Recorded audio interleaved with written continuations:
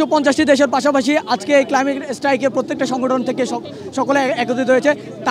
তারই একটা সংগঠনের নাম ইকো নেটওয়ার্ক। আমাদের সাথে আছেন ইকো নেটওয়ার্কের প্রতিনিধি। ভাইয়া, আপনারা এই একত্রিত হওয়ার মেন কারণ বা উদ্দেশ্যগুলো যদি বর্ণনা করতেন। জন্মের শুরু থেকে আমরা চট্টগ্রাম বসবাস করি। চট্টগ্রামের টাইগার পাস নিয়ে আমার যত স্মৃতি আছে, প্রত্যেকটা স্মৃতি আমাকে স্মরণ করায় যে এই রাস্তা দিয়ে পার হওয়ার সময় একটা শীতল, একটা ঠান্ডা অনুভূতি আমাদেরকে সিক্ত করে দেয়। কিন্তু দীর্ঘ কয়েক বছর ধরে এই সিক্ত পরিবেশ আমরা খুঁজে পাচ্ছি না। কেন পাচ্ছি না? উন্নয়ন বলে বলে যে পরিমাণে পাহাড় কাটা হচ্ছে, গাছ কাটা হচ্ছে, তার চট্টগ্রামের শীতল পরিবেশকে দিনে দিনে উষ্ণ করে দিচ্ছে। আমার মনে হয় না, বা আপনার চট্টগ্রামের কারো মনে হয় না যে তারা মনে করতে পারে ঠিক কবে তারা 38-39 ডিগ্রি তাপমাত্রা চট্টগ্রামে দেখেছে। এখন আমরা নিমিশেই 37-38 ডিগ্রি তাপমাত্রা চট্টগ্রামে দেখে থাকি। এটা কেন হচ্ছে? আমরা গাছ কাটছি, পাহাড় কাটছি, দিনে দিনে পরিবেশ ক্ষয়ক্ষতি করছি। কনস্ট্রাকশনের কাজগুলি সুস্থ সুন্দরভাবে হচ্ছে না, ধুলো উঠছে, বায়ু দূষণ হচ্ছে। তাই আমাদেরকে সচেতন হতে হবে। যেখানে একটা গাছ কাটা হচ্ছে সেখানে 10টা গাছ লাগানোর ব্যবস্থা করতে হবে। শুধু ফুল গাছ লাগালেই কিন্তু হবে না, দীর্ঘমেয়াদী বড় গাছ লাগাতে হবে, যে গাছ দেখে আগামী 100 বছর পর জেনারেশন বলবে এই গাছের বয়স 100 বছর। আমরা চাই এমন উন্নয়ন হোক যে উন্নয়নের পাশাপাশি পরিবেশকে রক্ষা করা হোক, এটাই আমাদের চাহিদা। আর আমরা চাই ফসিল ফিউল নিয়ে বিশ্ববাসী জেগে উঠুক, ফসিল ফিউল পরিবর্তিতে গ্রিন এনার্জি, রিনিউয়েবল এনার্জিকে প্রমোট করা হোক। এই চিন্তাধারায় আমরা যুব সমাজ চট্টগ্রামের 15টির অধিক সংগঠন নিয়ে আজকে সিআরবি নগরীতে উপস্থিত হয়েছি। আমাদের আন্দোলন একটাই, সবুজ সমাজ, সবুজ প্রকৃতি এবং আমাদের সবার জন্য একটি উজ্জ্বল দৃষ্টান্ত ভবিষ্যৎ।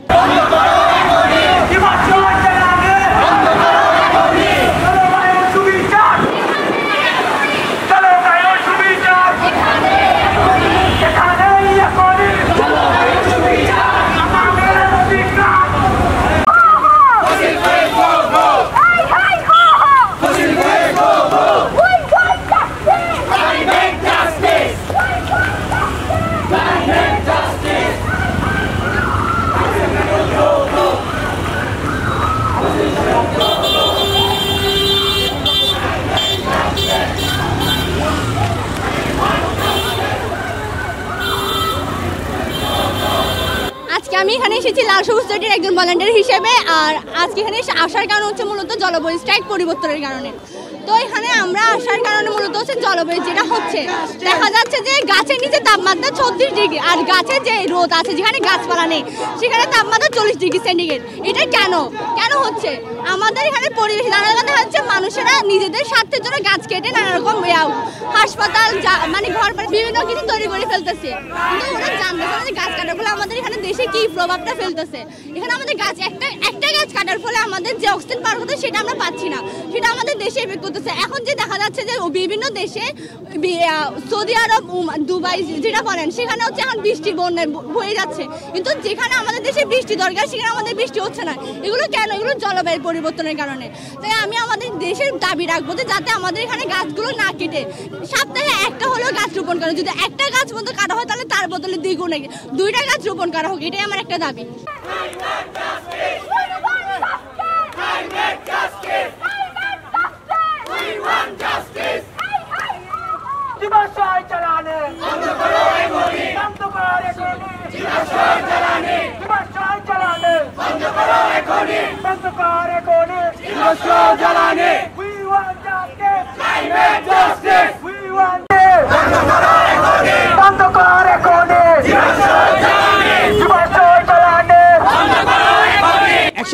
দেশের সাথে একত্রিত হয়ে আমরা আছে জলবায়ু অধিকার আদায় এবং ফসিল ফুয়েল বন্ধের জন্য আজকে স্ট্রাইকে সকলে একত্রিত হয়েছি। লাল সবুজ ব্রাইট বাংলাদেশ ইকো নেটওয়ার্ক সহ সবাই একত্রিত হয়েছি। দেখতে পাচ্ছেন পিছনে যে আমরা যাতে আমাদের অধিকার নিশ্চিত করতে পারি এবং জলবায়ু জীবাশ্ম বন্ধ করতে পারি। জলবায়ু জীবাশ্মের কারণে প্রচুর পরিমাণ কার্বন নিঃসরণ হয়। এই কার্বন নিঃসরণ বন্ধ করে কীভাবে পৃথিবীকে বাঁচানো যায়, জন্ম নেওয়া শিশু থেকে শুরু করে বৃদ্ধ পর্যন্ত সকলেই জলবায়ু পরিবর্তন এবং জীবাশ্ম জ্বালানির যে ক্ষতি তার সম্মুখীন হচ্ছে। এই বন্ধের জন্য আজকের এই স্ট্রাইক আমরা সকলে এখানে একত্রিত হয়েছি। We want justice, climate justice, জীবাশ্ম জ্বালানি বন্ধ কর এখনই। জলবায়ু অধিকার নিশ্চিতকরণ এবং জীবাশ্ম জ্বালানি বন্ধের জন্য আজকের এই স্ট্রাইক। আমাদের সাথে আছেন আজকে এই স্ট্রাইকে অংশগ্রহণ করেছেন আমাদের সবার প্রিয় মফিজুর রহমান স্যার। স্যার, আজকে আমাদের এই যে সকল সংগঠনের ভলান্টিয়াররা যে একত্রিত হয়েছে তাদের সাথে আপনার একত্রিত হয়ে সমর্থন জানিয়েছেন, এই সমর্থনে সবাই খুবই আনন্দিত। এই সকলের সাথে কি মেসেজ আসলে সমাজকে দিতে আছে? আমাদের সমাজকে মেসেজ দিতে হবে, আমাদের আগামীর বাংলাদেশকে যদি আমরা রক্ষা করতে চাই, পরিবেশ দূষণ বন্ধ করতে হবে সর্বক্ষেত্রে। নদী, এই যে নদীর উপর আমাদের যে নদী দূষণ, পাহাড় কাটা, এই যে শব্দ দূষণ, গাড়ির বিভিন্ন ফুলিং ব্যবহার, যেগুলো পরিবেশের ক্ষতি হয়, বায়ু দূষণ এখন বর্তমান বিশ্বের জন্য সবচেয়ে ভয়াবহ একটি নাম, বায়ু দূষণ।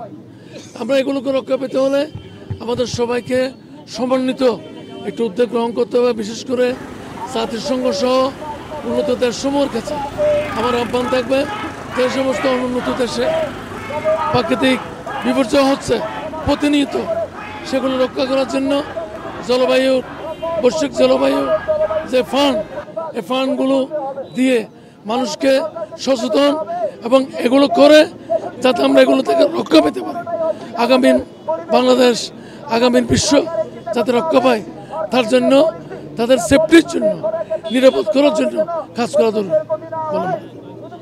স্যার, আমরা যার যার নিজস্ব জায়গা থেকে কি কি পদক্ষেপ নিলে আসলে আরো বেশি কার্যকর হবে? যেখানে আছি, মনে করো আমি কিন্তু দাঁড়িয়ে আছি, এখানে ময়লাটা যাতে কোনো একটা ডাস্টবিনে ফেলার ব্যবস্থা করা উচিত। আমার পুকুরটা যাতে ভরাট না হয়, আমি পুকুরটা পরিষ্কার রাখবো। আমার নদীতে যে পলিথিনটা নষ্ট হয়, সে পলিথিন আমি ব্যবহার করবো না। যে ব্যানার পরিমাণ নষ্ট হয়, সে ব্যানার আমি ব্যবহার করব না। আমার পাহাড় কাটলে আমাদের পরিমাণ নষ্ট হয়, সে পাহাড় আমি কাটবো না। এভাবে প্রত্যেকে যার অবস্থান থেকে সচেতন হওয়া দরকার মনে করি। গাছ হচ্ছে মানুষের সবচেয়ে বিশ্বস্ত বন্ধু, যে কিছু চায় না খালি দিয়ে যায়, যে গাছের কোনো বিকল্প নেই। এই পরিবেশ যদি আমরা রক্ষা করতে চাই, গাছ লাগানোর কোনো বিকল্প নেই। সবাইকে আমি আহ্বান জানাবো গাছের যত্ন করতে, গাছ কাটা রোধ করতে এবং নতুন গাছ লাগাতে। ধন্যবাদ। আজকে ক্লাইমেট স্ট্রাইক 150টি দেশের পাশাপাশি চট্টগ্রামের বাণিজ্য নগরেও আমরা সকল সংগঠনের সকলে একত্রিত হয়েছি। আমাদের সাথে আজকে যুক্ত হয়েছেন শিরিন ম্যাম। আমরা যে অধিকার আদায়ের জন্য কাজ করছি, তারই সাথে সাথে একাত্মতা করছে আমাদের সাথে। আমরা আজকে ম্যামের সাথে কথা বলবো আসলে কিভাবে পরিবেশকে বাঁচানো যায় এবং জীবাশ্ম জ্বালানি বন্ধ করা যায় তারই ব্যাপারে। ম্যাম, আপনি যদি একটু বলতেন সমাজের জন্য আসলে কি মেসেজ আপনার? আচ্ছা, আমি ধন্যবাদ জানাচ্ছি। যেহেতু আমি পরিবেশ অধিদপ্তরে কাজ করছি, আমার মনে হয় যে একজন সাধারণ নাগরিকের চাইতে আমার দায়িত্ববোধ একটু বেশি হওয়া উচিত, বা আর একটু বেশি আমার সময় এবং শ্রম এখানে দেওয়া উচিত। আমাদের নিজস্ব যে এজেন্ডা আছে পরিবেশ অধিদপ্তরের, আমি আগে সেগুলি একটু তুলে ধরি। আমরা যেমন বর্তমানে যে কাজটা করছি, গতকাল আমরা পার্কি বিচে যে জিরো ওয়েস্ট ভিলেজ নামে আমাদের একটা এজেন্ডা আছে, সেটা হচ্ছে যাতে সৈকতগুলি বা বিচগুলি আমরা আবর্জনা ফেলে নষ্ট না করি। আমরা জানি যে এতে ইকোসিস্টেম নষ্ট হয়, কারণ এই প্লাস্টিক, এই ময়লা তারপর যখন পানিতে যায়, সেটা যে জলজ প্রাণীদের জন্য খুব ক্ষতি হয়, তাদের বংশবৃদ্ধি ব্যাহত হয়। অথবা এই যে প্লাস্টিক, আপনারা জানেন কি না যে প্লাস্টিক, মাইক্রোপ্লাস্টিক যে মাছরা না বুঝে খেয়ে ফেলে, এতে অনেক মাছ মারা যায়। অথবা আমরা যখন ওই মাছগুলি আবার খাই, নদী বা জলাশয় থেকে আহরণ করে, আমাদের রক্তে মাইক্রোপ্লাস্টিক মিশে যায়। ঠিক তেমনি স্কুল কলেজের যারা ভবিষ্যৎ প্রজন্ম, তাদেরকে সচেতন করার জন্য আমরা চট্টগ্রামের একটি স্বনামধন্য স্কুলকে নির্ধারণ করেছি। তাদের সাথে প্রাথমিক যোগাযোগ হয়েছে। এখন আমরা ওই স্কুলে গিয়ে বাচ্চাদের ডেমনস্ট্রেশন দেওয়া হবে, তাদের সাথে আলাপ করা হবে এবং হাতে কলমে শেখানো হবে সিঙ্গেল ইউজ প্লাস্টিক, প্লাস্টিকের বোতল, প্লাস্টিকের বক্স, চামচ, ওয়ান টাইম ডিসপোজেবল বক্স এসব ব্যবহার না করে, যেমন তাদেরকে আমরা বলবো যে টিফিন বা লাঞ্চ বক্স হিসেবে তারা স্টেনলেস স্টিল বা কাচের বা ট্যাক্সি অন্য কিছু অ্যালুমিনিয়াম ব্যবহার করবে। এই ক্যাম্পেইনটা আমরা ঈদের জন্য, রোজার জন্য করতে পারিনি। স্কুল খুলবে রোববারে, তারপরে আমরা এটা শুরু করব। এভাবে আমাদের আরেকটা টার্গেট যে বললাম, জিরো ওয়েস্ট ভিলেজ, একটা ভিলেজকে সেটা আমার প্রত্যেকটা দপ্তর, প্রত্যেকটা শাখাই করছে। এভাবে ধীরে ধীরে। আর আরেকটা করি আমরা পরিবেশ দিবসে বা তার আগে, যে বিভিন্ন প্রত্যন্ত শিক্ষাপীঠগুলি থেকে, যেমন রাউজান, পটিয়া বা আরও হাটহাজারী উপজেলায় বাচ্চাদের আমরা শব্দ দূষণ সম্পর্কে সচেতন করি, পরিবেশ দূষণ সম্পর্কে সেটা তাদের কর্মশালা করি, তাদেরকে ছবি আঁকা প্রতিযোগিতা, রচনা, স্লোগান এসব তো আমাদের চলমান আছে। তবে আমরা এখন জোর দিচ্ছি সিঙ্গেল ইউজ প্লাস্টিক বন্ধ করার জন্য। জীবাশ্ম জ্বালানি